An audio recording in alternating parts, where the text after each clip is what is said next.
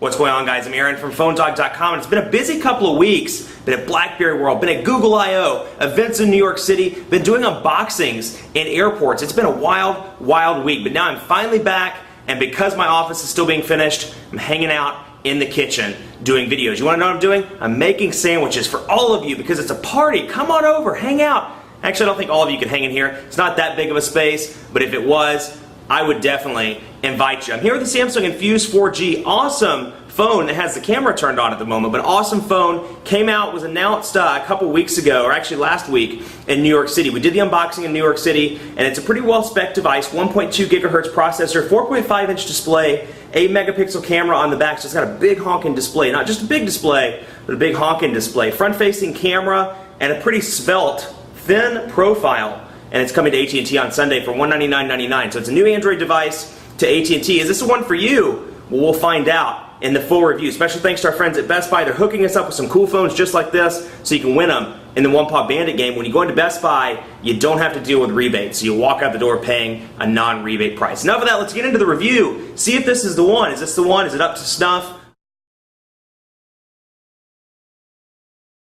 So I want to show you how the personal information management stuff works on TouchWiz and on the Infuse 4G, because it is a little bit different if you're familiar with HTC and Sense UI or Motorola and MotoBlur. It differs, in stock Android even, it differs across the platforms, despite the fact that they're all running Android. So here you can see we're in the Create Contact screen. You have your first name, your last name, your phone number, and of course you can add and delete as you see fit. So if we need 2 phone numbers, we need 3 phone numbers, we can add a second email. Go down to IM groups, ringtones, postal address, organization. You can click on more for things like birthday, anniversary, the website. So I could throw in the quick brown fox here. I can add a picture, of course, and I can go from the album, or I can take a photo. So just wanted to show you that. We can jump back out. And same thing with the calendar. Let's go take a look at that.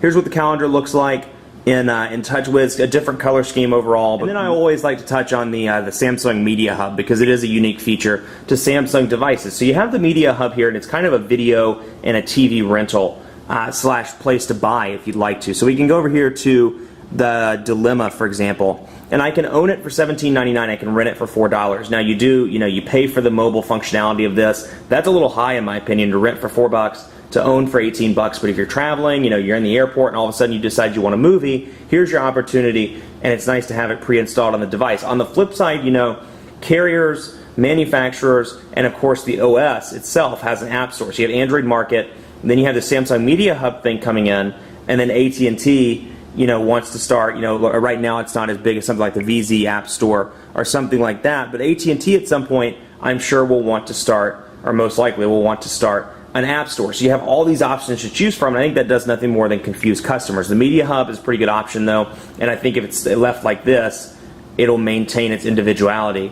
But if they go to apps or something like that, I think that'll be the challenge, trying to distinguish it from something like the Android Market or some of the others. So we can go to Movie Store here and see, excuse me, Knocked Up. For example, you can watch a preview, you can own it, you can rent it, and that's what you can do in there. Same thing with TV Store. Let's go in here. We'll go into the Office. Whoops. Let's go to, I actually can't play any of these for copyright reasons, but you get the idea, and you can do that in Media Hub, and it's excellent for when you're traveling. Now on that note of kind of app stores, let's take a look real quick at the Android Market, because there are some changes, and just to show you the difference on this massive display, tablet-like display, okay, screen rotation is locked, so you can see it in portrait and in landscape mode, and you get a lot of screen real estate again as a result of the 4.5-inch display, but it's just kind of cleaned up, and if you've watched any of my videos recently, you know this.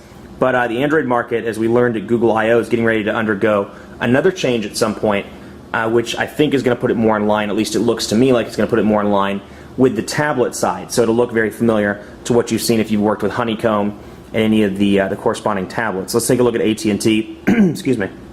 I'm going to the App Center. AT&T Radio. We'll do this one, for example. And you can see over here on the side, nice green, then you have your description. Let me turn it back up so you can see description. You can click more. Your sharing, your screenshots, your reviews, your related, developer info, and market content. So I can install here, and of course the permissions, once I hit install, will appear here. Same thing when I turn it into portrait, they'll appear. I'm not actually going to install that, but you get the idea. Just very clean, very easy to use, and of course with Android, because it is Android 2.2, and now that this is extended back to some of the older versions as well, but it is Android 2.2, so it does install your, or update your apps automatically rather. So I can go to My Apps, Click on those, go to Flash Player 10.3, and click Allow Automatic Updating. And so it's much better than something like iOS where you have to physically install every single update. You do have that option on Google. Very, very nice touch out of the Android market. So as I like to do from a lot of the reviews, I'm taking some questions from Twitter. I asked a second ago what you'd like to see about the Infuse 4G. First question is about the battery cover. It says, let me find it. How does the back cover feel, and how is the weight of the device? The weight feels great. It's pretty evenly distributed, and you know, it's one of those things I've been telling everybody since I got this device, and I've been kind of testing it on the personal side. It doesn't feel like a 4.5-inch display. It really feels more like 4.3 to me. I mean, it's big, don't get me wrong. It's not an iPhone tiny, you know, by any means, but it feels roughly the same to me, maybe, you know, a little bit bigger as the G2X. I mean, it is obviously a little bit larger, but it just feels very similar, like a Droid X maybe. So it's not, you know, Dell Streak big with the 5-inch display. It's easy to hold in the hand. I haven't dropped it or, you know, felt like it was too large or anything. And I like the battery cover. Let me get it up close so you can see and wait for it to zoom in. It's kind of this texturized battery door that you can see. Makes the noise. And, you know, I've been pleased with the design. I didn't like it at first, but it actually grew on me a lot. How's the build quality? An Infuse versus Charge 4G dogfight would be cool. Infuse 4G versus Charge dogfight. Absolutely, that's on the agenda.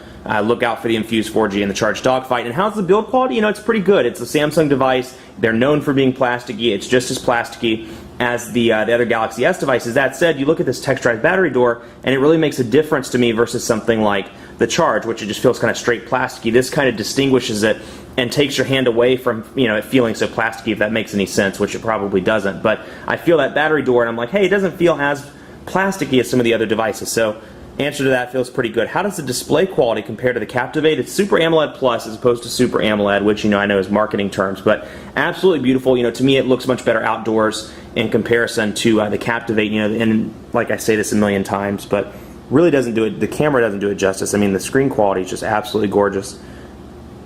Get it down here so you can see. Very, very pretty. Very easy to use, and it looks nice. So it's, you know, I happen to like it a lot. Super AMOLED Plus gets grade A in my book. And let's see if I can find something. Actually, I'll tell you what. Let me go into the gallery and see if I can find a picture for you while we're doing that. You can just see the backgrounds on these phones. Actually, let's do that. Let's go to wallpaper. That's so much easier. Wallpaper gallery, and you can just see. Let's go to, that's a pretty good one. So you can see the difference. At least in my opinion. I can see it on this side. I don't know if you can see it on the camera side, but it looks a little bit better than Super AMOLED and a lot better than some of the non-high-res displays. So let's see. Pit it against Droid Charge for size comparison. I did that earlier in the video, but it's probably going to be in part 1, so that's what they look like together. Let's go into Quadrant Standard while I'm answering some of these other ones because we're running out of time. And hey, we want to see how it performs. Run full benchmark. You know, call quality's been a mixed, call quality's, let me rephrase that. Call quality's been great. Signal strength has been kind of a mixed bag for me. You know, I have other AT&T devices, the iPhone, some Blackberries, and some other smartphones. I have the Inspire 4G with me. And, you know, to me, the signal strength has been a little bit less on this one. Now, it might just be my unit, it might be perception, but the signal strength has been a little bit less. And you can't really tell everything by bars. But, you know, when this one has 1 bar, my HTC device has 2 to 3. My Blackberry has 2 to 3.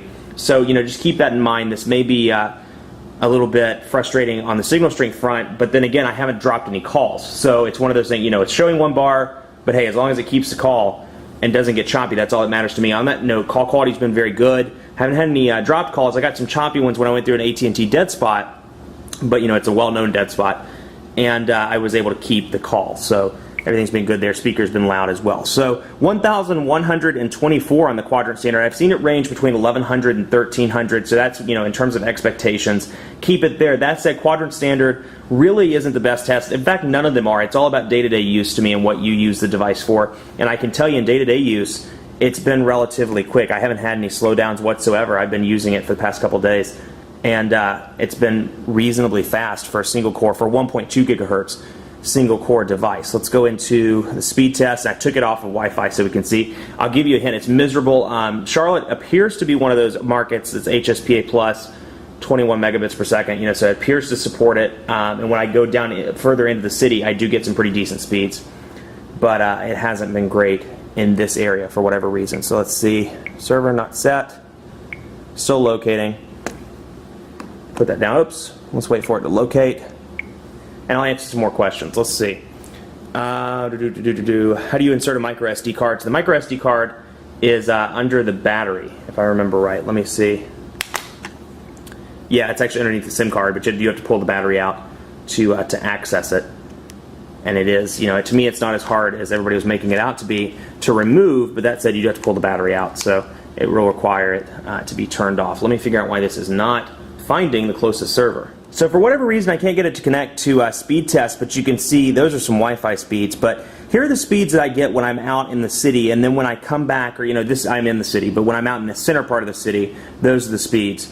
And then here's what I get when I'm on the outskirts, which is where I'm at. You know, I get these miserable 0.031 megabits per second. So you get the idea. It totally depends on where you are. And even though it's an HSPA Plus device, AT&T really hasn't released the markets that have full HSPA Plus backhaul. So keep that in mind. Your speeds may be great, or they may not, depending on your individual market. But overall, really like this device. The Infuse 4G, sorry, is a great device. Really like the size. I dig it, you know. But then again, I have big hands. This may not be the perfect device for mom, for daughter, for somebody that, you know, has smaller hands and wants something a little bit smaller like the iPhone, which you can grip around a little bit easier. So keep it in mind. I do think, you know, to me it's my favorite Android device on AT&T right now based on features. 1.2 gigahertz processor, 4.5 inch Super AMOLED Plus display, 8 megapixel camera. I think it's the best spec overall. Now I know a lot of you are saying, but the Atrix is the best spec. Yeah, it's got the dual core processor, but I think overall, comparing everything, this device has a little bit more to offer both on the software front and on the hardware front. Much more coverage to come on PhoneDog.com of the Infuse 4G, which I probably called the Inspire a couple times because it's kind of hard to keep those apart. But Infuse 4G on PhoneDog.com. We'll do dog fights and more. Be sure to like us on Facebook for the chance to win an iPad 2, which as soon as I get off here, I'm doing the broadcast. So you could win at Facebook.com/PhoneDog. Follow me on Twitter as well, PhoneDog_Aaron, with any questions, comments, thoughts, or just love in general that you want to give me on Twitter. Thanks so much for watching. We'll see you next time.